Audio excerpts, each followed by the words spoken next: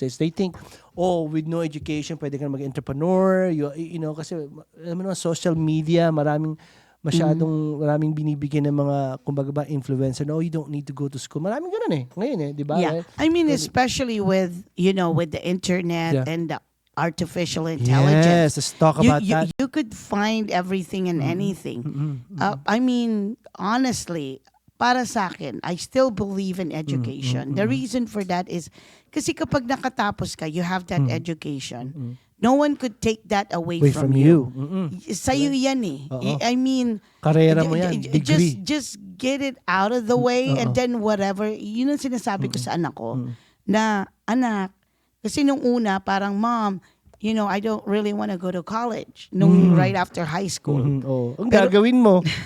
O tapos? Sinabi ko sa kanya, anak, sabi ko, requirement yan. Yes, Sabi ko, kailangan tapusin mong pag-aaral mo kasi para sa'yo yan, hindi para sa akin.